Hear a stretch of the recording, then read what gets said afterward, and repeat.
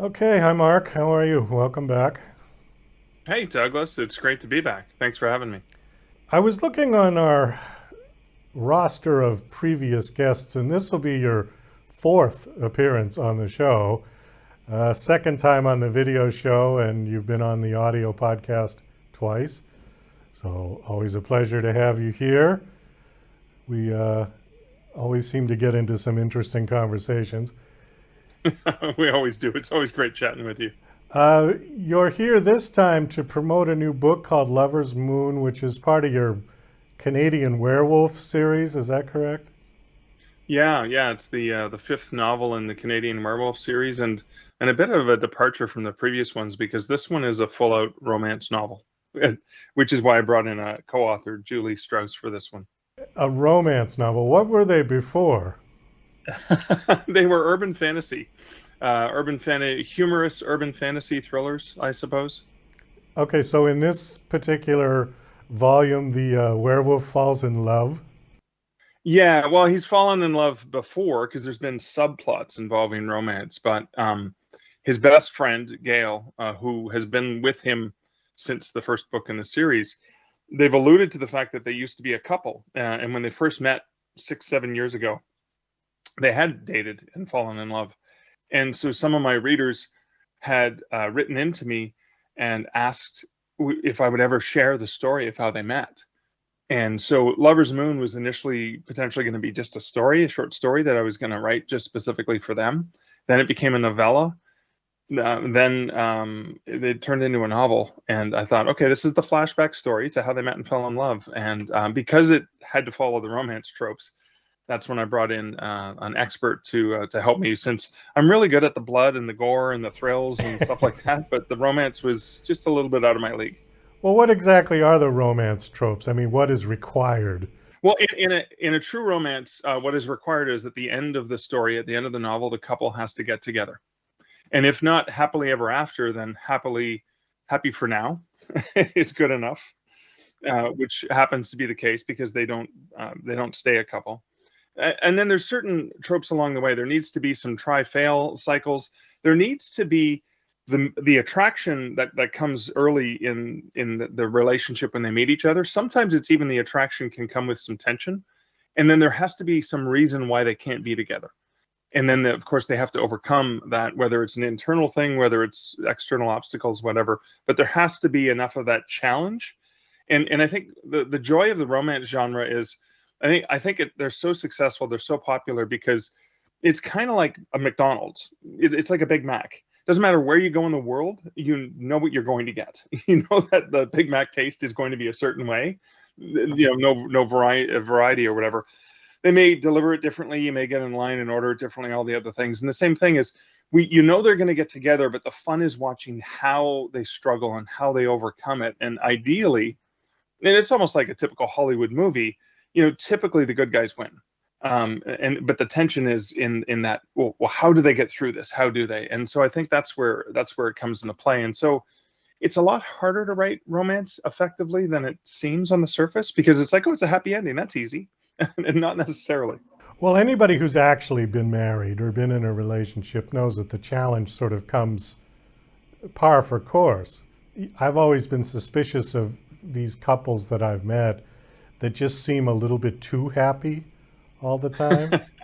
Yeah, it's like some fiction, right? Yeah, well, it just doesn't seem real. And the only thing that I can come up with when I meet people like that is that they just don't really care about each other. Oh, go do what you want to do. It's the ones that tell you no are the ones that care about you. Yeah, I mean, and a good relationship, I think, has positive and negative tension, has positives and things where you butt heads on, right? Like butt heads on, wow, I can't believe you put that much ketchup on your plate.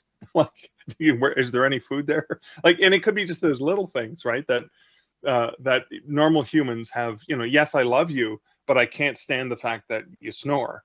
Or whatever the case may be. There's always those little things that get in the way, and that's what causes, I think, more dynamic relationship, and it causes more. I don't know. I just think if it's too plain Jane, it's too vanilla. If there's no kind of ups and downs along the way. Well, it would be a really boring book to read if there wasn't Yeah. They meet, conflict. they fall in love. That's it. Right? Like it's a 3-page. It'd be a three-page novel. Yeah, Yeah. exactly. Yeah. More like a pamphlet.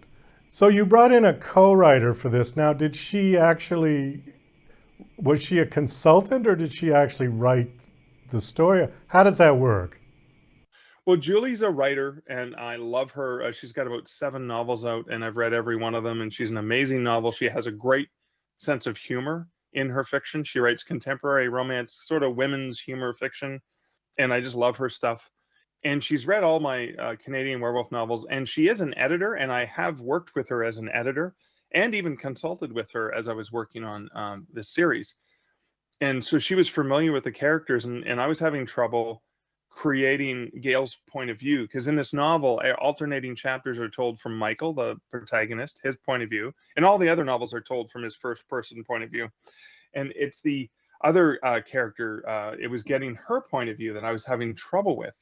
So I asked Julie if she could write Gail's point of view, and so that's how we sort of approached the novel. So we wrote it 50-50, and there's 22 chapters, and we each wrote 11.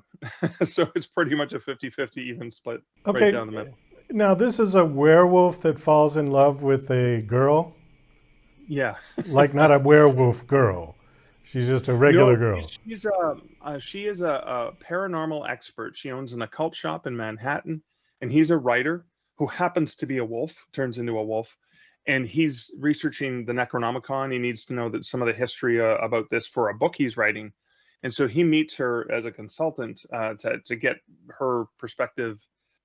And when they start to date, what happens is she's been cheated on in every single other relationship she's had, just been horrible relationships. And so because he's a wolf and he hides it from her, the for 10 days every month he disappears. And so she obviously suspects he's up to no good when he's really just trying to live with the side effects of his condition. And so that's one of the things that causes some of the tension between the two of them. This is an interspecies romance. Well, I mean, he only ever is with her when he's a human. So Oh, I see. Okay. yeah, he turns into a 6-foot gray wolf for during the cycle of a full moon, between sundown and sunup for 10 days every month. And so, he's going to have to split town or lie to her and hide from her for those days, because he can't be with her, can't go out on a date when, as a wolf. He can only do it as a human. So that's part of the tension and part of the humor too. In that, because he can scent, he has as a human, he has extra senses and abilities, so he can actually scent her emotions, so he can read her. However, he's not really good at reading people in general. Even though he can read her emotions, he misinterprets it a lot. And again, that's why this is more of a, call it a paranormal romantic comedy. Is this going to be like the old show Bewitched, where you know what I'm saying, where it's like, okay, she Yeah. finally confesses to him Yeah. when they're falling in love that she's a witch, and then they have to go through this whole thing of hiding it from the parents? And Yeah, something like that. I mean, in the series, this is a flashback to when they first met, and she didn't know he was a wolf.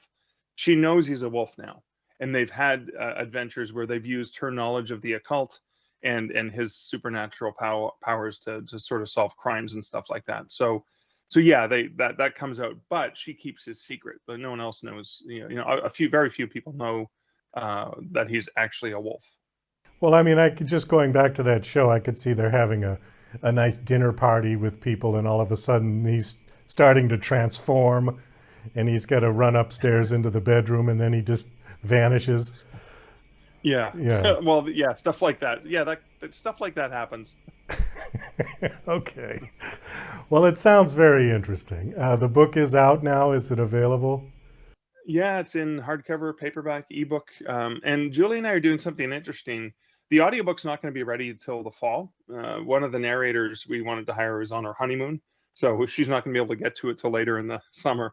And the audiobook will be done in male and female voices. But in the meantime, at loversmoon.ca, every week since the book launched and at the end of May, Julie and I have been releasing chapter by chapter. The audiobook is read by the authors. So she reads Gail's chapters and I read Michael's.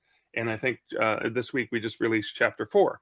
So every week there'll be a new chapter, and that's, some people can listen to for free. We've got just a couple minutes left, and I wanted to ask you about your keynote speaking. Okay. Yeah. Now, when you do your speaking tours and speaking engagements, you're talking on the subject of publishing generally. Usually, yeah, the business of writing and publishing. Who is your audience? Who's your primary audience? Primarily, most of the audiences I've spoken to have been writers. If not writers, they've been professionals who are interested in writing a book. So, for example, experts who speak, professional speakers who may be interested in publishing a book. How do you do it? What are the logistics? So, yeah, my audience tends to be people who want to write and publish a book, or people who have written and published books. Okay, so they're aspiring authors rather than successful published authors already. Well, I speak to successful published authors all the time because often some of my talks are a little bit more advanced, advanced marketing, advanced techniques once you really know the basics. Okay, well, I'm curious. What do they need to learn if they've already been published and they've had some success in this business?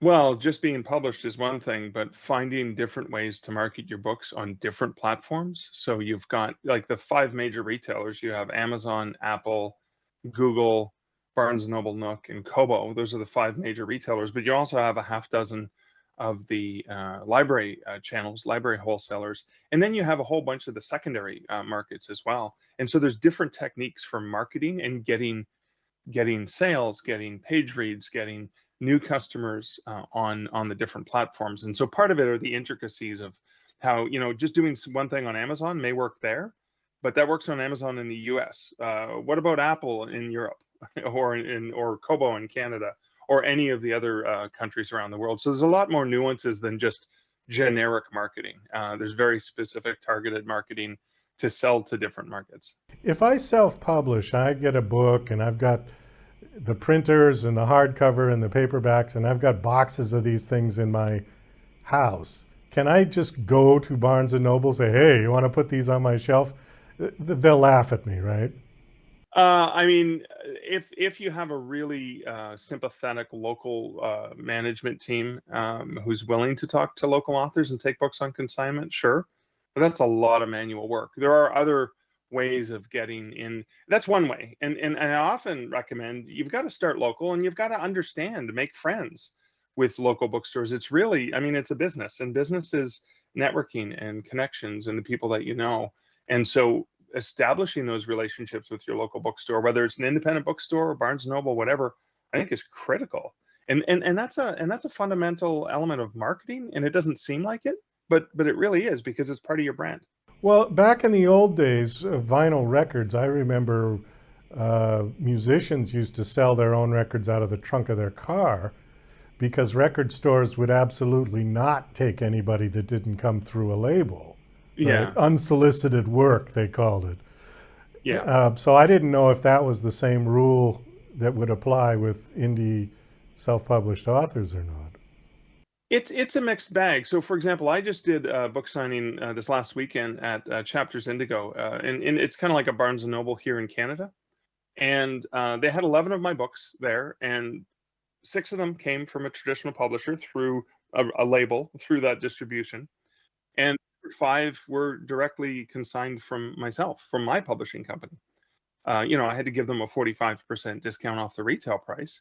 And but it wasn't easy, but they were willing to do it, and I was willing to fill out all the paperwork and do the extra steps, and in my mind that's a worthwhile thing, because I have friends there. I have connections. I have booksellers. I spent 5 hours in the store one day talking to customers, signing books, selling books, but also I talked to a half dozen of the staff members who came by. And one of the things I remember as a bookseller, because I was a bookseller for several decades, is whenever an author came into the store, whenever I met the author, and then later a customer was looking for a book, I could take the customer up to that author's book and say, hey, that author was here last week. This is a signed copy. Let me tell you an anecdote about this one. So, it was like, I'm looking for a really fun urban fantasy thriller. It's like, well, we've got this and this and this, but this is an author who's local and has been in the store. and they may be more inclined to hand sell that book from the friendly author who was there and was nice to them and courteous and respectful, not a jerk, which is really an important thing when you're an author. That can make a huge difference, because I know myself, I hand sold hundreds and hundreds of books that way, where I relate a story that I heard the author share when the author was in the store, and that can be a really fundamental thing that most authors don't understand, and that can set you just that much higher up on the charts when it comes to authors that they like to deal with. Well, Mark, I think on that, we're going to have to wind this down. Thanks so much for coming back on the show. Always a pleasure to speak with you. Can you give out your website, please? Yeah, you can find out all you want to know about me at markleslie.ca.